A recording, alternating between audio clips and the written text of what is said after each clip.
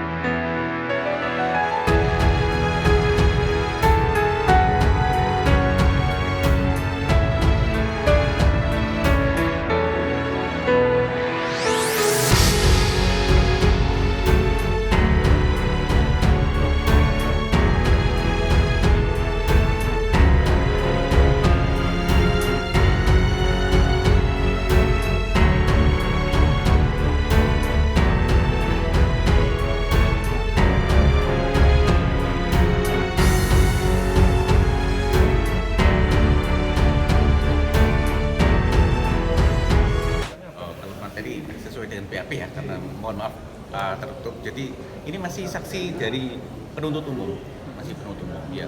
Dan so far masih sesuai dengan BAP yang diberikan di penyidik, jadi mendukung kan. Masih Ya. termasuk LPSK? Bukan LPSK, mendampingi aja. Santri berarti, Pak? Kenapa? Santri, dua saksi tadi statusnya. Bukan juga. Ada saksi lah. Warga sekitar santri atau pihak keluarga atau apa? Ada keluarga sama pihak keluarga, ya. Keluarga terdakwa apa korban? Korban. Apakah saksi yang dipanggil tadi, diperiksa tadi termasuk yang dilindungi LPSK atau? Ya, ada yang dilindungi. Ya. Keterangan saksi dia tahu sendiri atau mendengar dari korban atau gimana, Pak? Menurut kami mendukung sesuai dengan BAP ya. Artinya bukan yang mengetahui langsung tapi yang Nanti mendengar. kami akan menyampaikan di materi penuntutan ya. Ya. Intinya keterangan saksi sesuai nggak dengan keterangan saksi-saksi sebelumnya? Sesuai. Mendukung pembuktian kita. Ini sudah berapa saksi artinya, Pak, yang sudah diperiksa sejauh ini, Pak? Sejauh ini sudah 11 ya. Nanti tambah minggu depan 4 yang sudah disumpah tadi ya.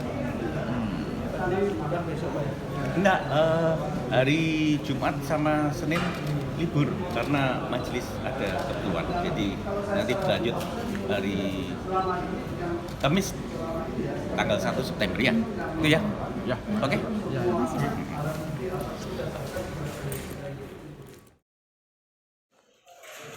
Sudah. Gimana? Jadi Gimana? Ada dua saksi. Dari dua saksi itu satu saksi adalah orang tua dari saksi B, misalnya gitu ya. Saksi A ini korban gitu ya. Saksi dari B, orang tua dari B. Kesaksiannya satu, tidak mengenal korban. Kedua, tidak ada di lokasi. Ketiga, tidak tahu peristiwa. tetapi hanya mendengar dari anaknya. Itulah kesaksian yang satu. Kesaksian lagi yang kedua, ini mungkin belum pernah terjadi.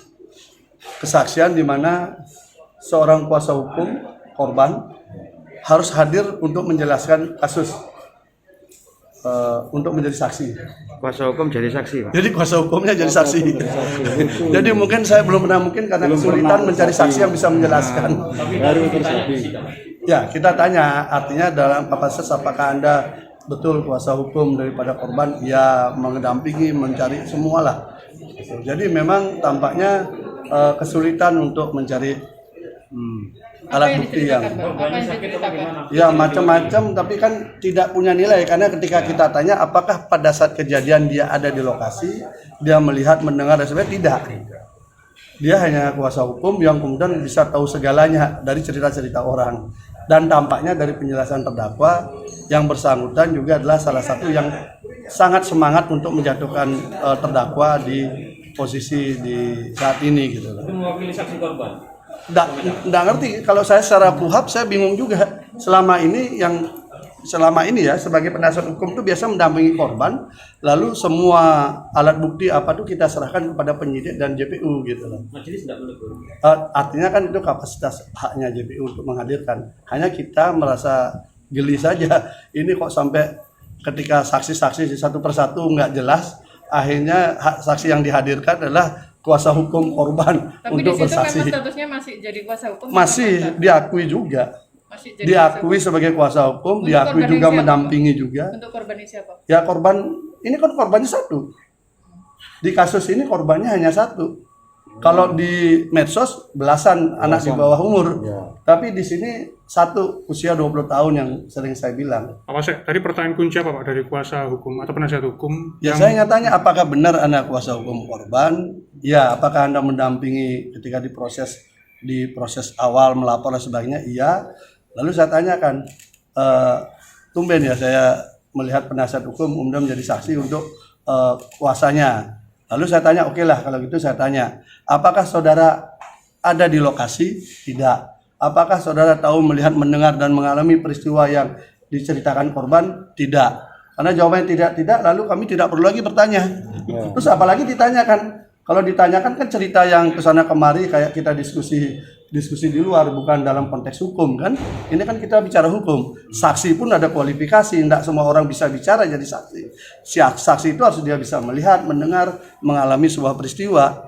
Ya kalau ini malah dia, ya teman-teman yang ngepost di pengadilan kan pernah nggak lihat ada kuasa hukum atau penasihat hukum menjadi saksi dari korban yang dia dampingi. Baru ada di sini saja. Anda menolak keterangan semuanya. Enggak, artinya kita menganggap itu sudah memang tidak bernilai secara hukum. Gitu. Tidak punya nilai secara hukum. Kenapa? Dia tugasnya mendampingi korban, melapor, kemudian tiba-tiba hadir menjadi saksi, bercerita ke sana kemari kan, jadi ya bagi kita Dia tidak bicara mewakili korban. ya tugas saksi kan enggak begitu. Korban kan udah jadi saksi. Pak, untuk perkara khususan untuk pencabulan kan untuk membuktikan bahwa berada di tempat kejadian kan memang susah ya Pak. Artinya kan pencabulan itu tidak ada saksi yang melihat memang kecuali saksi korban. Ada saksi, ada pasti saksi terangkai. Tidak mungkin barang itu, tidak mungkin seseorang itu, dua orang itu ujuk-ujuk datang dari langit langsung di kamar itu berdua. Tidak mungkin. Pasti dari perjalanan orang itu sampai ke lokasi itu pasti ada orang, ada ini, ada itu namanya bukti-bukti juga gitu. Jadi nanti kita lihat. Tapi dari saksi yang ada yang lainnya, saksi yang hari ini yang saya lihat agak lucu gitu loh. Baru kali ini penasihat hukum jadi saksi korban gitu. Dan kemudian mereka nggak tahu juga, tidak hadir juga, tidak tahu lokasinya. Jadi mendengar dari cerita si kliennya gitu loh. Nanti Anda menghadirkan saksi yang melebih semua itu. Nanti dari saksinya BAP-nya JPU aja juga ada kok, nanti yang bisa menjelaskan. Jadi nggak usah jauh-jauh. Yang diterangkan oleh saksi kuasa hukum tadi apa? Iya, menceritakan cerita lagi kembali, menceritakan cerita. Jadi hari ini dan dari kemarin-kemarin kita membahas sebuah kisah kasih cerita dari cerita. Cerita Ceritanya korban. yang diceritakan itu benar nggak betul dari pihak terdakwa Pak? Ya jelas tidak lah. Karena apa kan dia sendiri nggak tahu. Dia menceritakan sesuatu yang dia sendiri tidak tahu, yang dia sendiri tidak lihat. Apa yang diceritakan korban menurut kuasa Ya hukum? versi dia yang selama ini dia ngomong di YouTube itulah. Apa? Masuk Ya, udah dibuka di YouTube. sekian santri dicabuli itu juga diungkap tadi Pak. Dia tidak berani bercerita soal itu karena tidak ada buktinya. Dia bercerita tentang saksi korban, saya tanya. Ya udah, dia sendiri nggak. Tadi dikonfrontir dengan terdakwa nggak? Ya terdakwa hanya menyampaikan bahwa orang ini adalah salah satu yang memang yang paling getol untuk menjatuhkan Siddiqiyah bersama beberapa temannya. Ada keterangan yang digunakan? Itu aja, hanya itu aja, sisanya nanti di dalam pembelaan. Kalau saksi satunya lagi orang tua dari saksi B, saksi yang kedua. Tapi dia tidak tahu saksi korban ini, tidak kenal dan sebagainya, dan tidak pernah ketemu. Akhirnya sebentar aja selesai. Artinya saksi korban yang mencabut laporan. Bukan. Orang tua maksudnya orang tua. Orang tua salah satu yang pernah bersaksi, tapi dia sendiri juga kemudian tidak tahu tentang kasus ini gitu. Jadi memang Untuk ya yang korban ini saya tidak masih tahu. menunggu saksi yang betul-betul valid dan qualified untuk menceritakan misalnya begini.